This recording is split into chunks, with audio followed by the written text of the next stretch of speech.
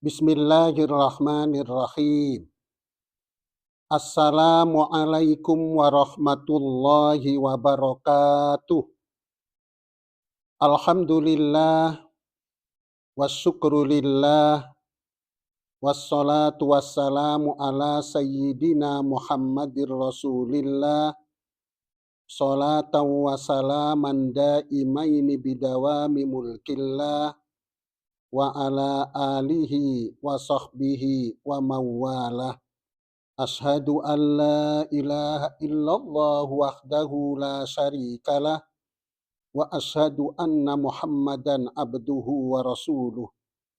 Rabbi syrah li sadri wa yassir li amri wahlul 'uqdatam min lisani yafqahu qawli amma ba'du.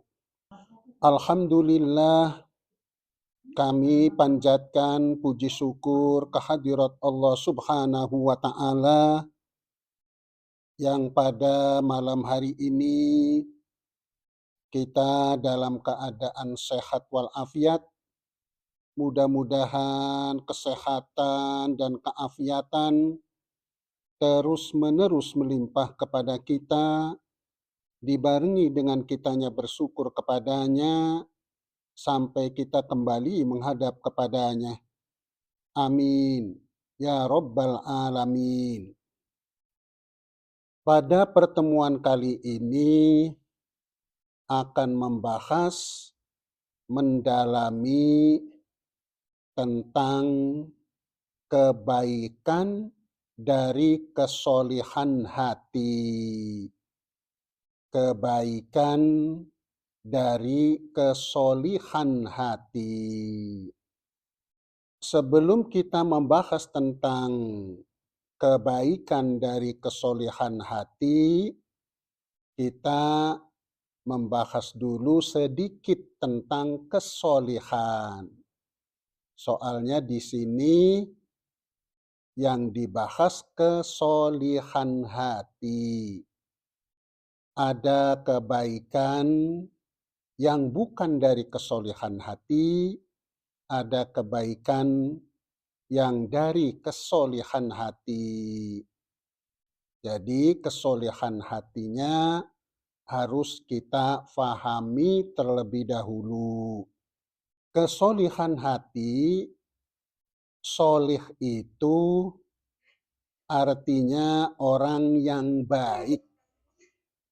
Solih itu artinya orang yang baik. Orang solih adalah orang yang baik. Jadi orang soleh itu adalah orang yang baik. Tapi kita harus memahami lebih jauh. Soleh artinya orang yang baik. Orang soleh adalah orang yang baik. Apa yang dimaksud dengan orang yang baik? Orang yang baik di sini yaitu orang yang hubungan dengan Allahnya baik, hubungan dengan manusianya baik, hubungan dengan lingkungan hidupnya baik, hubungan dengan dirinya sendiri baik. Nah, itu orang soleh. Jadi orang soleh itu orang yang hubungan dengan Allahnya baik, hubungan dengan manusianya baik, hubungan dengan lingkungan hidupnya baik, hubungan dengan dirinya sendiri baik. Itu orang soleh. Ini masih ada pendalaman.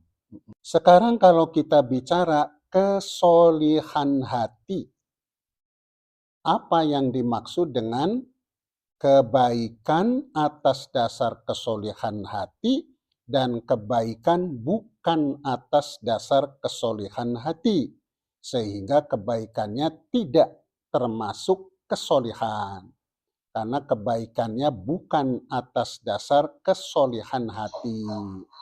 Kebaikan atas dasar kesolihan hati, yang dimaksud kesolihan hati itu di hatinya. Di hatinya itu ada, paling tidak ada keinginan. Di hatinya ada keinginan ingin menjalin hubungan baik dengan manusia, ingin menjalin hubungan baik dengan Allah.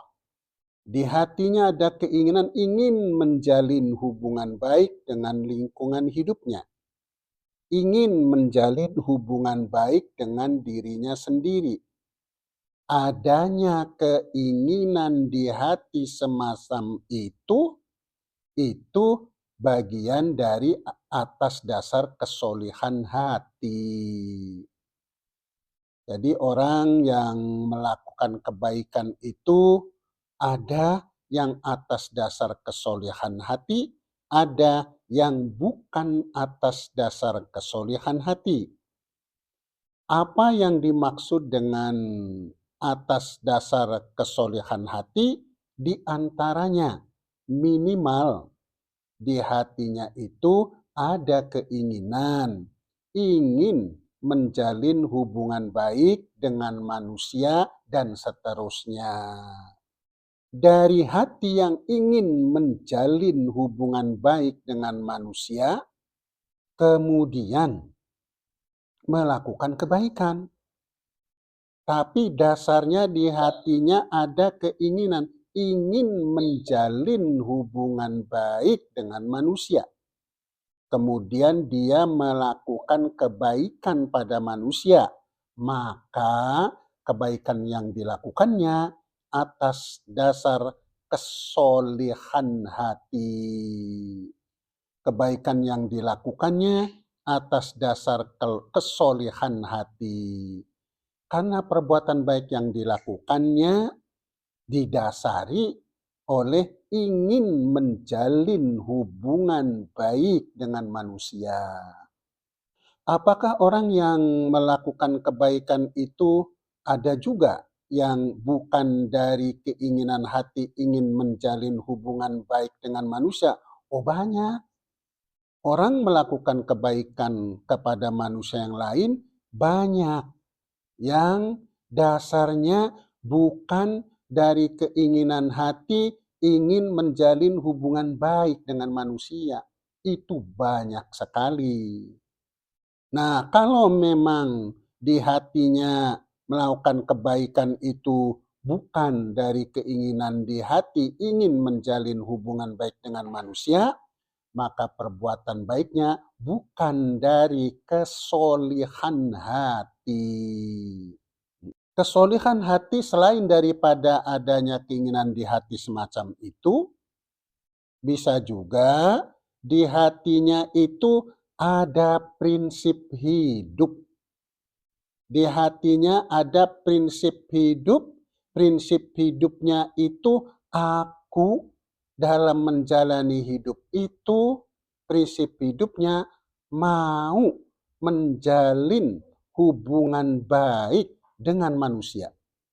Jadi ada prinsip hidup di hatinya semacam itu pun yang namanya prinsip hidup semacam itu kesolihan hati.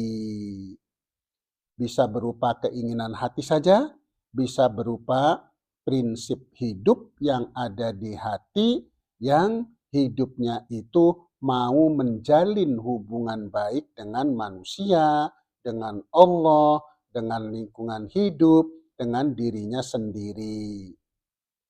Maka kalau di hatinya ada semacam itu yang namanya kesolihan hati. Orang yang berbuat baik kepada orang lain, kebaikan yang dilakukannya belum tentu dari dasar kesolihan hati. Kayak misalnya ada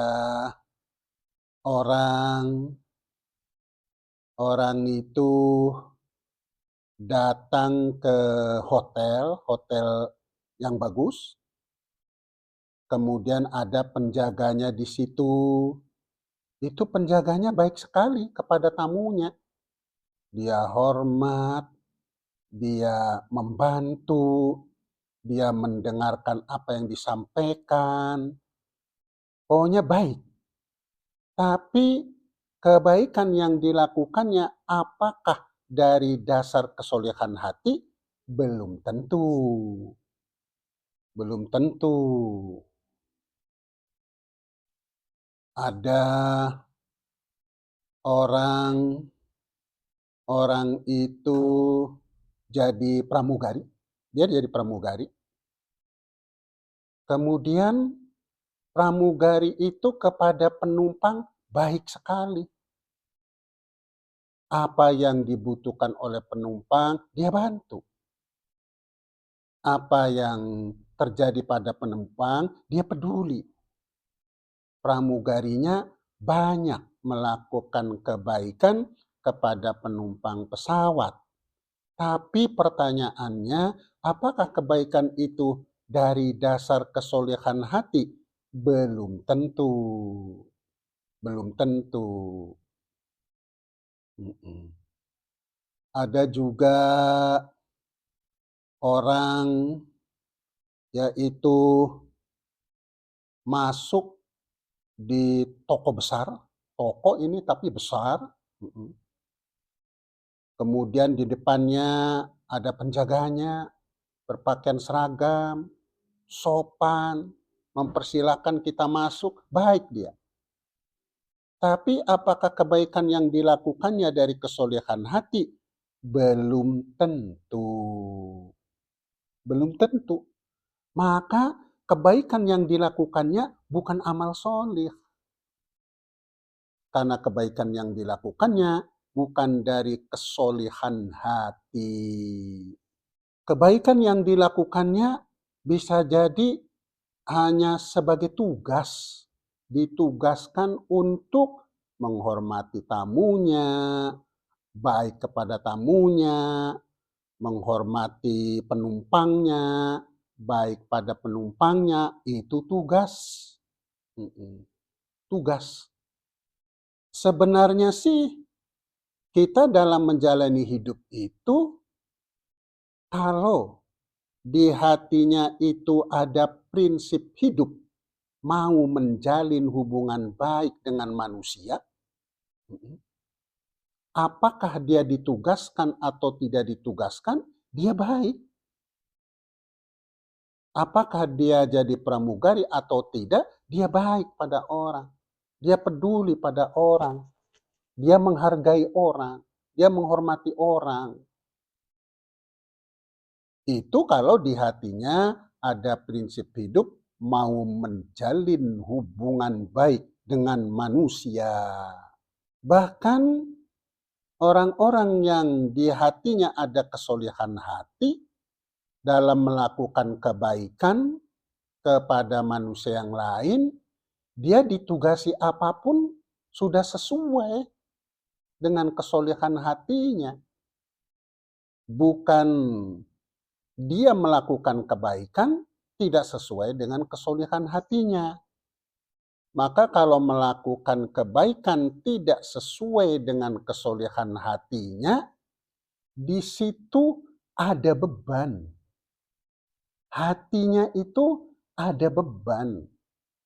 Atau istilah kasarnya, baiknya itu palsu itu. Bukan dari hati. Pramugari-pramugari itu baik kepada penumpang itu palsu. Hanya karena sebagai tugas.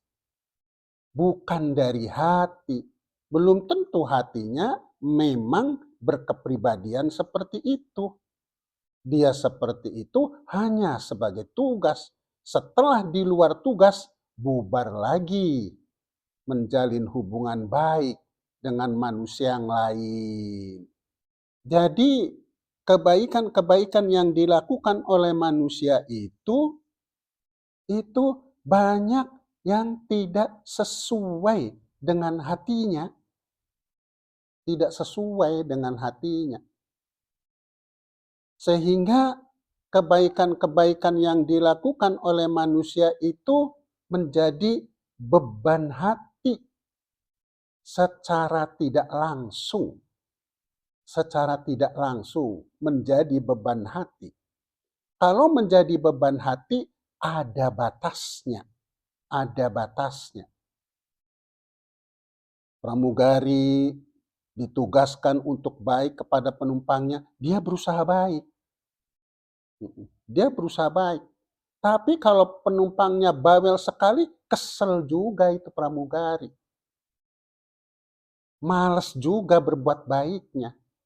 Itu namanya kebaikan itu bukan dari hati. Kalau kebaikan dari hati beda.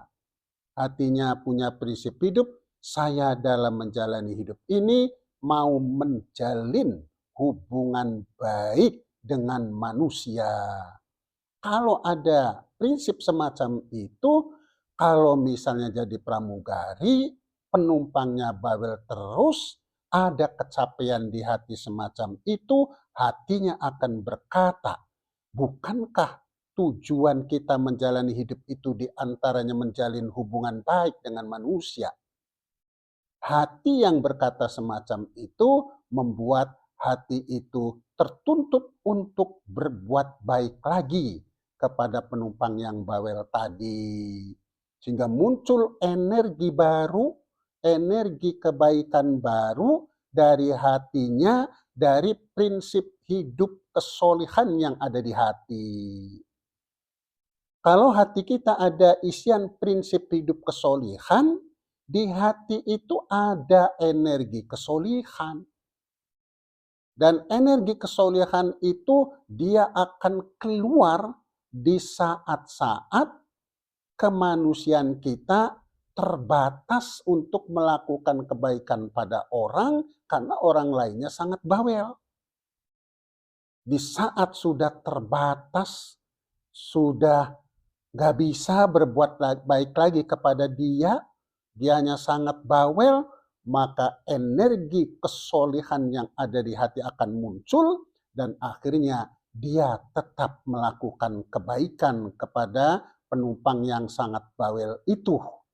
Maka energi kesolihan yang ada di hati itu membuat kemaklumannya bertambah kepada manusia, membuat kesabarannya bertambah, membuat kemaafannya bertambah, itu semua bisa bertambah melalui perjalanan hidupnya kalau di hatinya ada prinsip hidup, di mana prinsip hidupnya adalah saya dalam menjalani hidup ini mau menjalin hubungan baik dengan manusia. Prinsip hidup semacam ini sangat penting. Karena energi kebaikan itu ada di hati.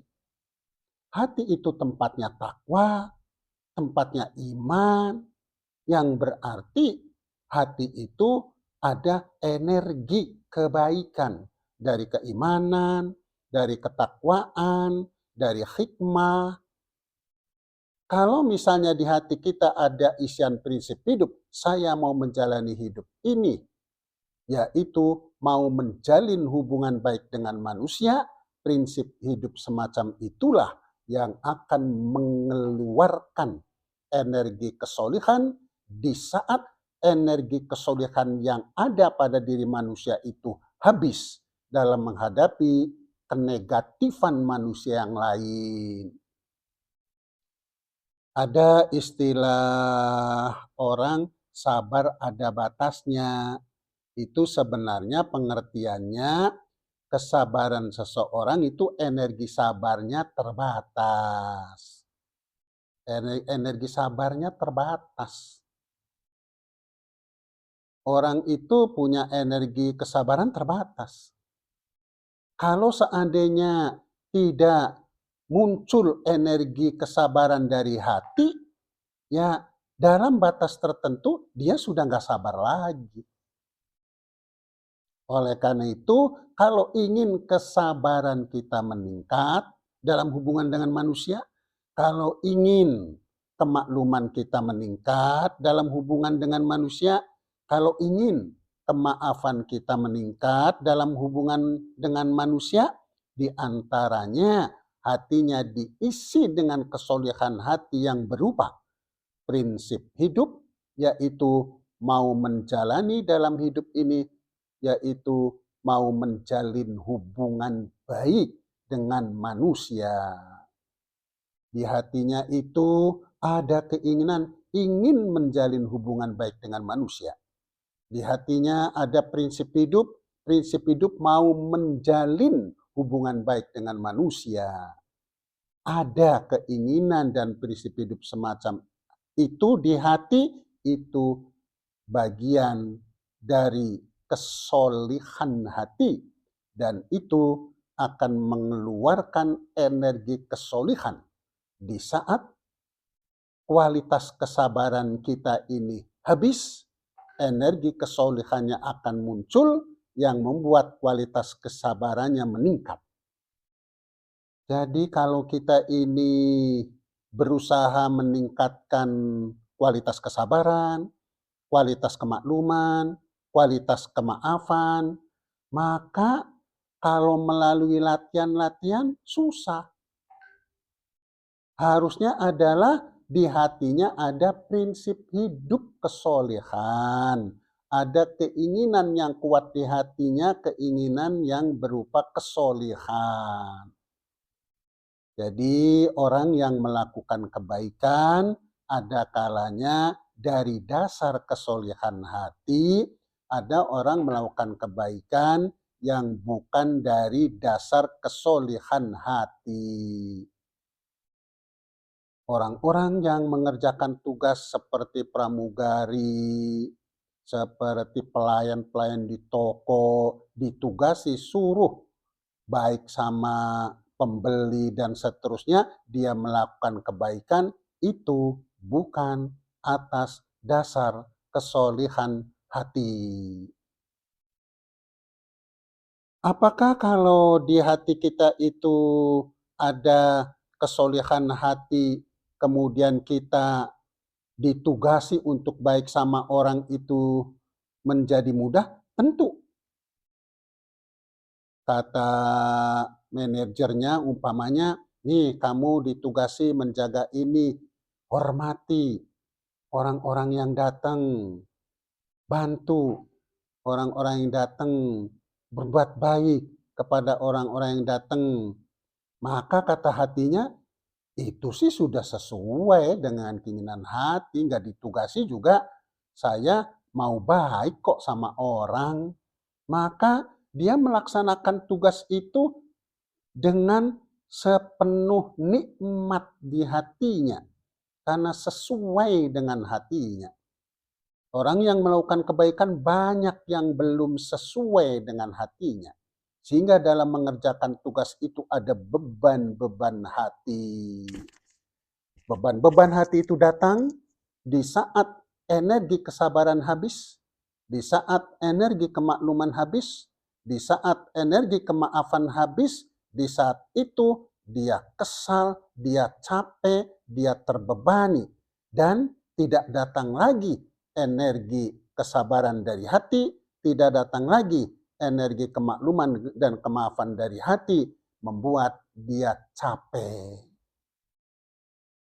Jadi untuk itu, baik kita ini jadi pramugari atau tidak jadi pramugari, maka isilah hati kita, khususnya diri saya, keinginan-keinginan di hati ingin menjalin hubungan baik dengan manusia.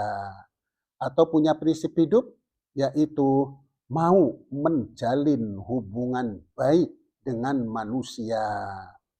Hal semacam ini kerja dimanapun juga niscaya akan mudah baginya untuk melakukannya karena di hatinya sudah ada kesolihan hati.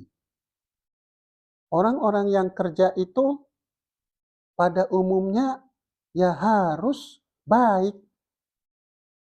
Orang kerja harus baik dengan meladeni pihak lain. Orang kerja harus baik dengan sesama yang bekerja supaya kerjasamanya baik. Semua itu mudah. Semua itu jadi biasa bagi orang yang di hatinya ada kesolehan hati. Tapi bagi orang yang di hatinya tidak ada kesolehan hati, kerjasama dengan orang lain itu susah. Baik terus kepada orang lain karena itu tugas kita untuk meladeni, lama-lama capek. Sehingga kerja itu bukan saja fisiknya yang capek, batinnya juga capek. Kerja apapun juga di mana tertuntut untuk baik kepada pihak lain, tertuntut misalnya untuk kerjasama dengan orang lain, semuanya tidak ada masalah. Kalau di hatinya ada prinsip kesolehan hati atau ada keinginan kesolehan hati yang berupa ingin menjalin hubungan baik dengan manusia. Oleh karena itu, untuk menjadikan semua yang kita lakukan itu bernilai kebaikan di sisi Allah, maka usahakan hati kita ini ada kesolihan. Salah satu kesolihannya adalah kesolihan dalam hubungan antar manusia dengan manusia. Ada kesolihan di hatinya. Jadi berbuat baik kepada pihak lainnya itu bukan karena tugas, bukan karena pekerjaan, bukan karena memang itu dituntut, tetapi berbuat baik kepada orang lainnya itu, menjalin hubungan baik dengan orang lainnya itu, memang itu adalah keinginan hati. Hati ingin menjalin hubungan baik dengan orang lain, berarti ada kesolihan di hati, adanya keinginan menjalin hubungan baik dengan orang lain. Cuma yang namanya kesolihan itu sebenarnya mencakup 4 hal. Kesolihan hubungan dengan Allah, menjalin hubungan baik dengan Allah, menjalin hubungan baik dengan manusia, menjalin hubungan baik dengan lingkungan hidup, menjalin hubungan baik dengan dirinya sendiri. Itu orang yang soleh. Semua Rasul itu orang-orang soleh. Semua Rasul itu hubungan dengan Allahnya baik. Semua Rasul itu hubungan dengan manusianya baik. Semua Rasul itu hubungan dengan lingkungan hidupnya baik. Semua Rasul itu hubungan dengan dirinya sendiri baik. Itu semua Rasul. Bahkan Nabi Ibrahim alaihissalam. Nabi Ibrahim itu sampai tua belum punya anak. Maka Nabi Ibrahim berdoa terdapat di dalam surat As-Saffat ayat 100. Rabbi habli minas solihin. Wahai Tuhanku, anugerahilah aku seorang anak yang termasuk orang solih. Nabi Ibrahim mohon kepada Allah agar dianugerahi anak yang solih. Kenapa Nabi Ibrahim mohon dianugerahi anak yang solih? Sebab anak yang solih itu hubungan dengan Allahnya baik, dengan manusianya baik, dengan lingkungan hidupnya baik, dengan dirinya sendirinya baik. Tentu orang itu pasti akan dinilai orang baik. Selain itu, kalau di hatinya ada kesolihan hati, di hatinya ada kesolihan hati, hati itu lapang. Hati itu lapang. Kalau ada kesolihan hati. Hati ingin menjalin hubungan baik dengan orang lain. Maka kalau terjadi suatu hal yang membuat hubungannya tidak baik, maka tidak ada gejolak negatif di hati.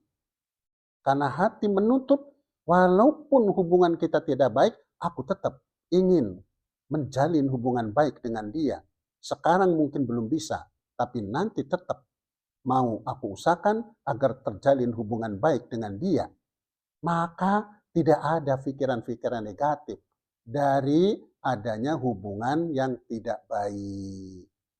Aman, tidak ada gejolak negatif, tidak ada di hatinya itu energi negatif berkembang karena pihak lain membenci dirinya, memutus hubungan dengan dirinya, nggak ada. Karena memang di hatinya ada kesolehan ingin menjalin hubungan baik dengan pihak lain. Tapi di sini supaya jangan bebas menjalin hubungan baik dengan orang lain, sebab yang namanya orang soleh itu kesatuan, menjalin hubungan baik dengan manusia, dengan Allah, dengan lingkungan hidup, dengan dirinya sendiri, merupakan satu kesatuan. Sehingga menjalin hubungan baik dengan orang yang ahli berbuat dosa, itu bukan berarti menjalin hubungan baiknya adalah kitanya toleran, kitanya larut, bukan. Karena menjalin hubungan baik dengan manusia juga ada menjalin hubungan baik dengan Allah. Allah melarang kita begini, Allah melarang kita begitu. Sehingga walaupun kepada orang yang ahli maksiat, walaupun kepada orang yang beda agama, walaupun kepada orang yang ateis sekalipun, di hati tetap ingin menjalin hubungan baik dengan mereka semua. Itu orang solih. Tidak ada di hatinya benci kepada orang yang non-muslim, benci kepada orang kafir, nggak ada. Di hatinya nggak ada. Karena di hatinya ingin menjalin hubungan baik dengan manusia. Maka karena pengertiannya terpisah, mari kita dalami tentang menjalin hubungan baik dengan manusia. Yang dimaksud menjalin hubungan baik dengan manusia yaitu menjalin hubungan baik dengan manusia yang mengandung nilai kebaikan dan kemanfaatan. Kita menjalin hubungan baik dengan orang lain, jalinan hubungan baiknya itu mengandung kebaikan dan kemanfaatan. Kita misalnya ada orang bergaul dengan preman-preman, dengan pencuri, dia bergaul. Tapi di hatinya tetap, saya ingin menjalin hubungan baik dengan preman, ingin menjalin hubungan baik dengan para pencuri. Cuman pengertian menjalin hubungan baik dengan pencuri itu mengandung nilai kebaikan dan kemanfaatan. Menjalin hubungan baiknya mengandung nilai kebaikan dan kemanfaatan. Kita bergaul dengan para pencuri, yang namanya menjalin hubungan baik itu, ya baik hubungannya dengan pencuri. Tetapi nilai-nilai kebaikan dan kemanfaatannya hidup di hati kita sewaktu terjadi pergaulan dengan pencuri itu, hidup nilai-nilai kebaikan dan kemanfaatannya. Sehingga hubungannya baik, tidak terasa nilai kebaikan dan kemanfaatannya akan berpengaruh kepada pencuri itu. Tapi dalam koridor jalinan hubungannya tetap baik. Itu orang soleh. Orang soleh. Beda agama, tidak bertuhan, gak ada masalah.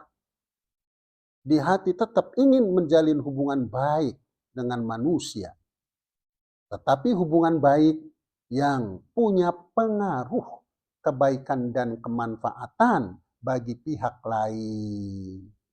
Ini pengertian lebih jauh tentang menjalin hubungan baik dengan manusia. Jadi orang-orang soleh adalah orang-orang semacam itu. semua rasul soleh. Maka semua rasul itu hubungannya baik. Nabi Muhammad terhadap orang kafir baik. Buktinya Nabi Muhammad memerangi orang-orang kafir karena orang-orang kafirnya itu keterlaluan, mendolimi orang-orang Islam, menyiksa orang-orang Islam, dan seterusnya dan seterusnya. Maka ya terpaksa tidak ada jalan lain untuk memerangi mereka. Sebenarnya bukan memerangi orangnya, memerangi kezolimannya. Buktinya kalau orang kafirnya ketangkep, kemudian orang kafirnya misalnya ada dalam kekuasaan kita, dia tidak disiksa, tidak jadikan tahanan. Kalau masuk Islam syukur, tidak masuk Islam nggak apa-apa, karena yang dituntut adalah kezolimannya. Jadi untuk itulah maka khususnya kepada diri saya, agar di dalam hidup itu tidak ada di hatinya itu suatu gejolak-gejolak kebencian kepada manusia, ya harus diisi dengan kesolehan hati. Mau menjalin hubungan baik dengan manusia. Waktu Nabi Musa alaihissalam menghadapi Raja Fir'aun, itu diperintah oleh Allah untuk berkata-kata yang baik. Walaupun Raja Fir'aunnya sudah keterlaluan. Kalau mau dakwah pada Nabi kepada Raja Fir'aun, disuruh berkata-kata yang baik. Jadi tetap melalui jalan menjalin hubungan baik kepada pihak lain yang mengandung nilai kebaikan dan kemanfaatan, di mana kebaikan dan kemanfaatan yang kita munculkan itu berpengaruh kepada pihak lain. Ya, jadi itu diantara pengertian kesolehan hati. Orang yang di hatinya ada keinginan ingin menjalin hubungan baik dengan orang lain, maka dia akan berkembang, akan meningkat kesabarannya, akan meningkat kemaklumannya, akan meningkat kemaafannya, akan meningkat keihsanannya. Kenapa bisa meningkat semua? Karena akan muncul energi kesolehan dari hati di saat kualitas kesabaran kita habis. Akan muncul energi dari hati membuat kesabarannya meningkat dengan suatu peristiwa. Suatu peristiwa lagi, kemaklumannya, kualitas kemakluman kita udah habis. Muncul energi kemakluman dari hati. Sehingga dengan peristiwa itu kemaklumannya meningkat. Suatu saat lagi kemaafannya, kualitas kemaafannya sudah habis. Sudah tidak bisa maafin lagi, muncul energi kemaafan dari hati yang membuat meningkat kemaafannya. Itu semua bisa terjadi kalau di hatinya ada prinsip hidup kesolihan. Di antaranya adalah mau menjalin hubungan baik dengan manusia. Jadi yang membuat kita ini sering capek hatinya, yang membuat kita ini dalam bekerja capek fisiknya, capek pikirannya, capek hatinya, karena sewaktu dia melaksanakan tugas dari pekerjaannya, yaitu tidak didasari oleh kesolihan hati. Yang membuat batin kita capek itu, ya waktu kita menjalin hubungan dengan orang itu kan macam-macam. Ada yang begini, ada yang begitu, ada yang wataknya begini, ada yang wataknya begitu. Kita juga misalnya Nabi Yusuf alaihissalam. Nabi Yusuf alaihissalam terdapat di dalam surat Yusuf ayat 101. Nabi Yusuf berdoa, tawafani muslimah wa alhiqni bis-sholihin. Wafatkanlah aku dalam keadaan Islam dan gabungkanlah aku dengan orang-orang solih. Karena memang orang-orang solih itu orang-orang hebat. Orang soleh itu orang-orang hebat. Cuman kadang-kadang kita itu kepengen soleh tapi dari perbuatan lahir yang kosong kesolehan hatinya. Kosong kesolehan hatinya. Maka proses perjalanannya, wah jungkir balik. Kalau ingin proses kesolehan itu berkembang dengan baik, maka isi dulu hatinya dengan keinginan-keinginan kesolehan, dengan prinsip-prinsip kesolehan. Ingin menjalin hubungan baik dengan orang lain. Di mana dalam menjalin hubungan baik itu mengandung nilai kebaikan dan nilai kemanfaatan. Bukan semata-mata tidak mengandung nilai kebaikan dan tidak mengandung nilai kemanfaatan. Jadi itu yang harus ada di hati. Orang yang berbuat baik belum tentu muncul dari kesolehan hati. Bagaimana orang yang berbuat baik yang bukan dari kesolehan hati, misalnya ingin dapat pahala, nggak apa-apa. Dia baik, dapat kebaikan, dapat pahala. Tapi kalau ngejarnya pahala, proses kesolehannya nggak terjadi. Jadi orang itu kadang-kadang dalam menjalani hidup itu tidak ada upaya untuk membentuk pribadi dirinya pribadi soleh. Tapi orang itu dalam menjalani hidup itu mau melakukan sesuatu yang bernilai kebaikan sehingga dapat pahala, sehingga dia masuk surga, itu tidak salah, nggak apa-apa. Tapi itu tidak akan menghantar pembentukan pribadi yang solih. Tidak, karena sempalan-sempalan melakukan kebaikan ini dapat pahala. Melakukan kebaikan ini dapat pahala. Ya nggak apa-apa, pahalanya banyak. Tetapi proses pembentukan kesolihan pada pribadinya tidak terjadi. Itu bisa terjadi kalau di hatinya ada prinsip hidup kesolihan. Salah satunya ingin menjalin hubungan baik dengan manusia. Kalau ada itu, maka karena kita ini sementara ini kualitas kesabaran kita terbatas, kualitas kemaafan terbatas, kualitas kebaikan terbatas, kualitas keihsanan terbatas, kualitas kemakluman terbatas. Ini masalahnya ada enggak di hatinya ingin kualitas kemaklumannya naik, ingin kualitas kesabarannya naik. Kadang-kadang kualitas kesabaran kita terbatas, keterbatasan itu dibela oleh kita. Begitu kita sudah nggak bisa sabar, kita berkata sabar itu ada batasnya.